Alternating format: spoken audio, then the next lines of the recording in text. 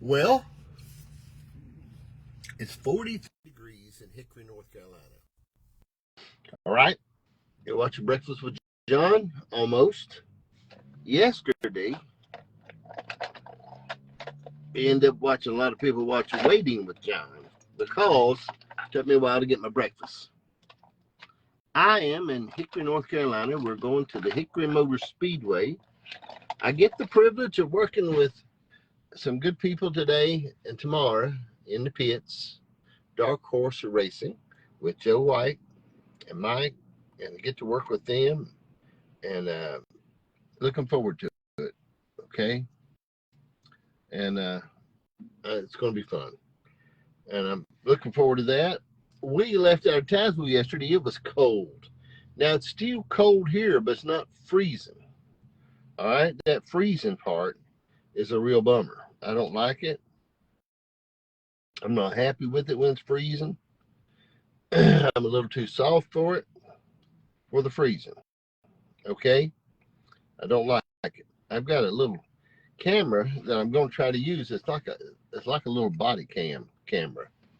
Okay, and I'm going to try to hook it on Joe today while he's racing from the inside of the car. All right, and see what happens and see how it records. It should be pretty cool. The date's wrong on it, but who cares about the date? Okay, I'm going to try it and see how it does, and see if it'll record. But anyway, we are on the road. It was so cold yesterday when I left Tazewell, I thought I was going to die. Now, I'm not, it's just too cold. It was colder than you can imagine yesterday there as we were leaving. And when you're in a camper, when you get ready to go somewhere, you have to unwinterize and you have to winterize. Okay? All right. So it was a little bit of a challenge to unwinterize while the outside places were froze up. Even though my camper wasn't froze up, the outside world was froze. So I had to work on all that. But anyway, I'm gonna try to do some recording if I can in the pit, do some things and let people know what's going on. I think it's gonna be cool. Be good stuff to do. Joe and them do a great job at racing. It's really fascinating. I've learned a lot. They've been very patient with me. I ask a lot of questions because I like to know what's going on. I like to know what's happening. But we're in Hickory, going to the Hickory Motor Speedway. I hope it's a little bit warmer tomorrow than it is today. But if not, I'll put a bigger jacket. That's Matthew, my favorite cousin. I sure like Matthew a lot better than I do old Dwayne. But anyway, Hickory Motor Speedway. We're looking forward to it. I'm going to try to do some recording. I get to help in the pits. I'm working with my buddy with Dark Horse Racing. I got to watch the other night, sort of help him a little bit, work with him some. I enjoy it. I enjoy learning about racing. Man, it's so fascinating. If you ever get a chance to, it's just fascinating. It's a millimeter here and an eighth of an inch there and a quarter and 3/16 here, just of adjustment in those cars. What Joe said one time, he said it takes a lot of work to make a car go left-handed real fast. And it's something. But I've learned a lot with them and enjoyed it a lot. It's pretty cool stuff. Very cool stuff. And but anyway, stayed down here last night. And I think about sometimes the knowledge versus the access to knowledge. And I worry that this generation that we have now has access to knowledge, but I don't know if I actually got the knowledge sometimes. How'd it go, huh? There's a little moisture in the air. Huh? A little moisture in the A air. little moisture in the air? Like rain? No, but there's something hitting my face. Cold. Cold. I'm going to turn this thing on to warm our feet up. I don't like my feet being cold. They think we're very neat people. Huh? They think we're very neat people. Anyway, I wonder sometime about the access to knowledge versus having knowledge.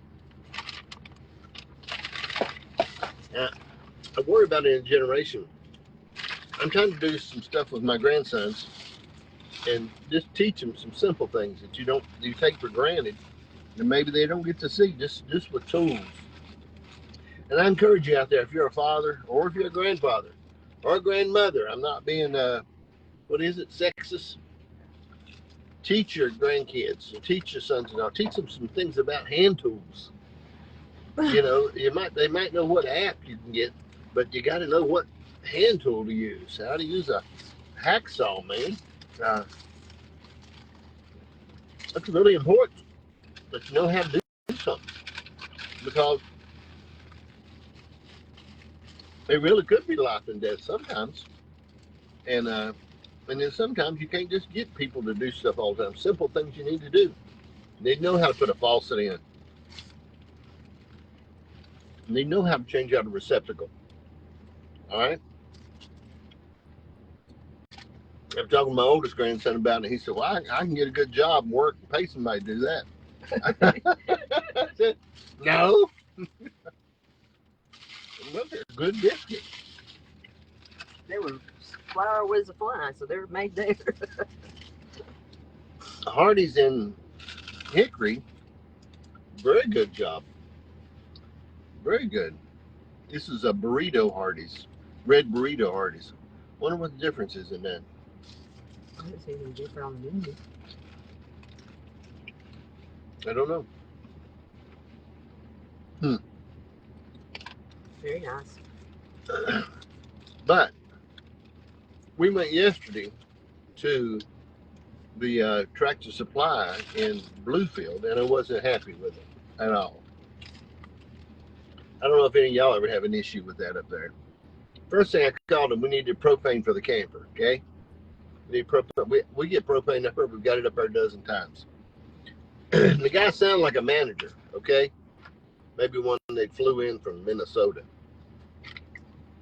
He said, "Oh, no, we don't do that." I said, "Well, I've had it done a dozen times there."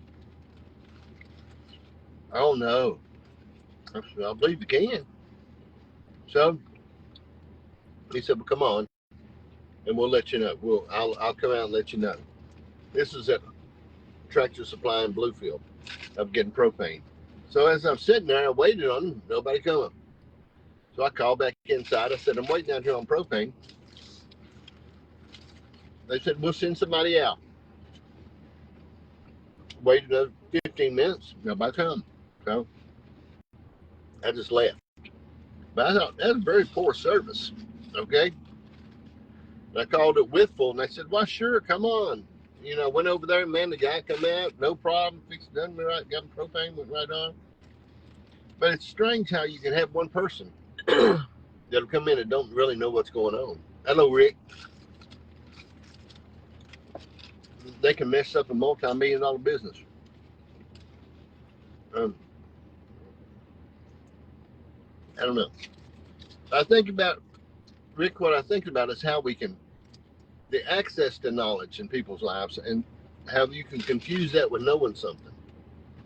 I mean, I Google a lot of stuff. I have at least a bit of hesitation about something. I said, let me find out about it.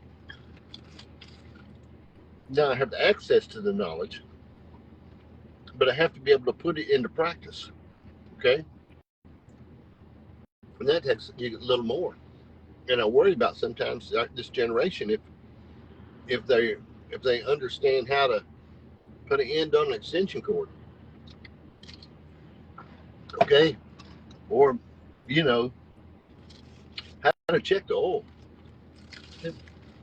We grew up with parents that had to do that stuff. Mm-hmm. And they're growing up with parents that... Right. Well, see, that makes sense too. I think when I was talking to my son one time at a TV station. We was working on the TV station doing some things. Well, this past week, okay, I had these servers go down at the TV station. Oh, Scotty, I had these servers that went down. Very important. It's what we recorded all the ministers on. Connie records 40 ministers a week on this server. It quit. Okay. Well, I built them. and I knew how they worked. I knew everything why they worked. So I went to work on them. We worked hours and hours and hours straight on these. We ended up having to buy one and fix another one and get some stuff together. And the big thing I told her, the young lady who works for me, Connie, I said, there's no plan B. I have to fix these. There's nobody I can call up and say, hey, Billy Bob, could you zip over here and do this? And I worry in this generation if they can do it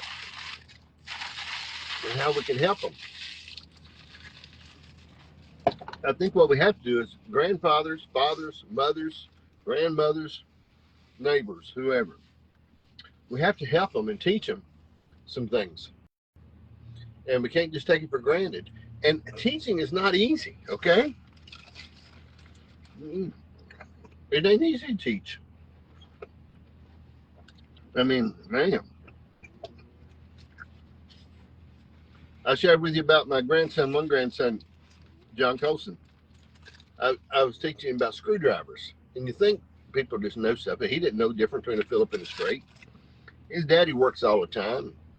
Chris busy, and you just don't think about stuff sometimes, okay? So I had them all poured out on the porch.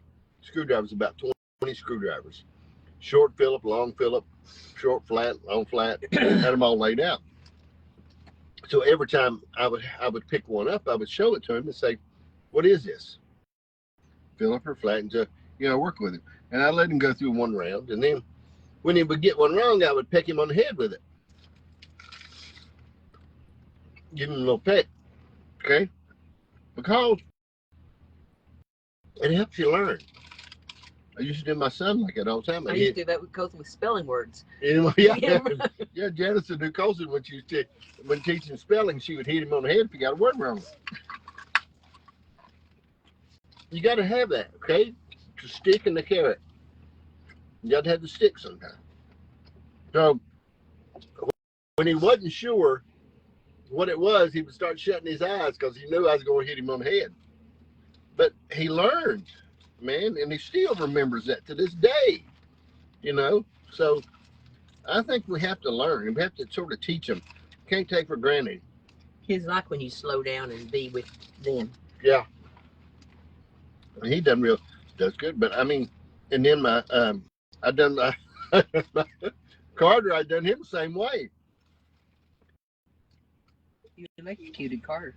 I did electrocute him, okay? But he needed it. So we were putting the end on it. I had an extension cord, had bad ends on it. I said, we're going to put ends on this extension cord. I said, we're all melted, okay? So, I let him do it, and I walked him through it.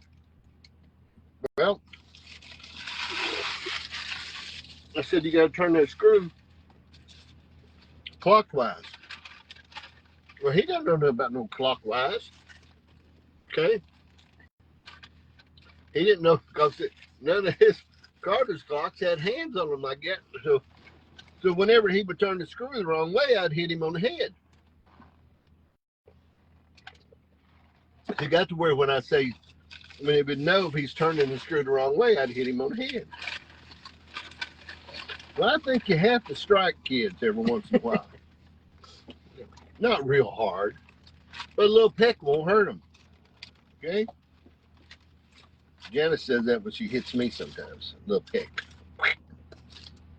I'm having this. I had a biscuit, but these birds. What are they doing? Carrying their French fries around. They're running from the other birds. Yeah.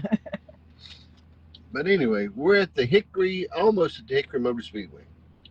Okay? I was sharing, Kelsey, how we have to help teach kids about tools. Trade school is important. Okay? I'm telling you, you need to get your kids in trade school for a little while. There needs to be trade school, okay? Because that way we can shrug the responsibility and let somebody else teach them. That's a lot easier. That's a lot easier, okay? Andrew. Oh, look at that. Oh. But we got to teach our kids how to do something. All right? We need to teach them about them tools, man. They need to understand. I'm in Hickory, North Carolina at the Hickory Motor Speedway. That's where I'm at right now. That's where we are. And I've been froze to death, man. I've been trying my best to get out of using me as a pre-trade school. I'm really not a real good teacher. I like it though. I've probably been good if I'd got an education. You're highly intelligent. I know. I'm very smart. Can't spell real good. No, you can't spell worth nothing. But anyway, it's a good life in it. But I'm going to go to the we got practice tonight with dark horse racing. I get to work in the pits.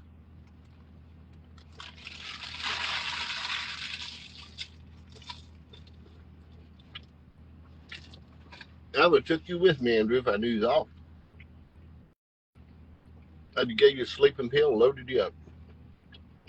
Put you in here. So you and Andrew could have come been a good weekend for you all. Yeah. Why don't you meet me, Andrew, and take Janice back home? Just drive the BMW and I'll drive it back home. Andrew and I need to do something together. Let's do something together, Andrew. Pick us out something. Let's go somewhere. That would be fun. Let's do something inexpensive so it fits in my budget. I can't afford to take no cruise or nothing. Yes, we would have fun. Kelsey, you need to not be so restrictive on Andrew. Need to allow him to have fun with me and him to do stuff. We would have fun, especially if I had his credit card.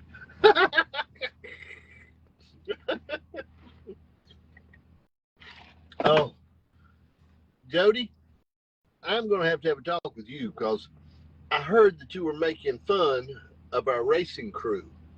See, Dark Horse Racing has a racing crew this weekend. Don't know if it'll ever come together again. Of tremendously intelligent, highly sophisticated, upper echelon, king of kings team. Okay, this weekend. And Jody White was making fun of us. And I didn't appreciate it. If I would have had emotions, it may have hurt my feelings. But I'm okay. Oh, we've got to go to Walmart. I may go live, Jody. I'm gonna do some recording. And I got this little camera here. I'm gonna try to slide it in Joe's pocket. Okay? And see what happens out of it. It's not a real good one. But I'm gonna get a better camera system to put in the car. Because I want to get some good recording in the car. But we're going to talk about racing some. I've got my new mic holder up there, which is a nice paintbrush I've got fixed.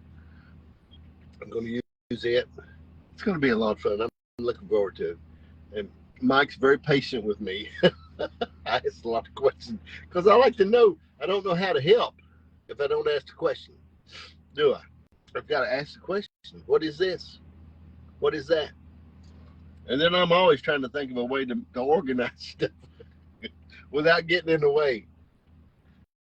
All right. Okay, here's the deal. Now, I've shared this with you the other day. I don't let everybody watch Breakfast with John.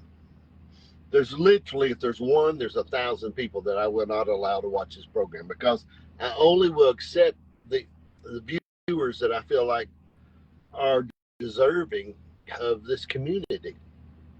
Okay?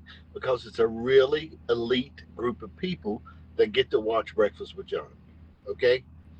Not just average people, Not people that are just trying to make it through life, but people like you, okay? The upper end of the people, okay, that are intelligent and go-getters and are reaching for the stars. That's why I allow those are the only viewers that I allow to watch this program.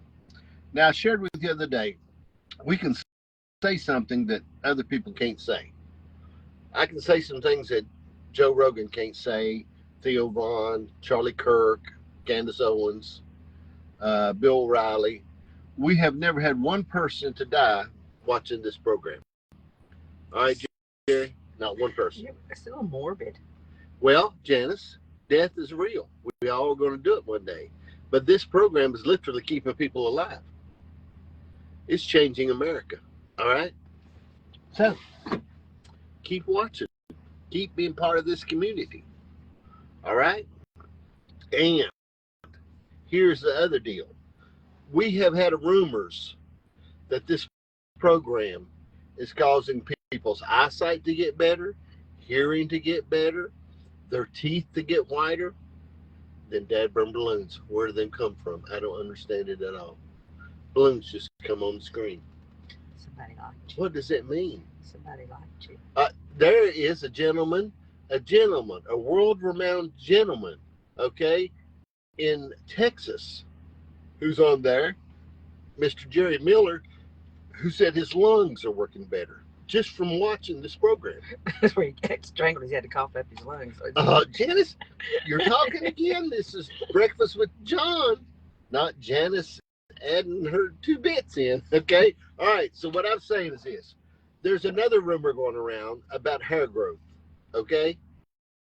So what I done was I shaved my hair off the other day to see if this program really causes your hair to grow back. And if it does, we're just going to add that into our repertoire. Our menu, our drop down. Okay. So anyway, I wanted to thank you for being part of this community, Breakfast with John. I appreciate you. Be sure to like, share, and follow. And if you want to let me know where you're watching at, you can put in, take your thumbs and put it in there. But I'm watching in Minnesota. Minnesota. That's how they say it, then. Minnesota. Anyway, or wherever. It doesn't really help.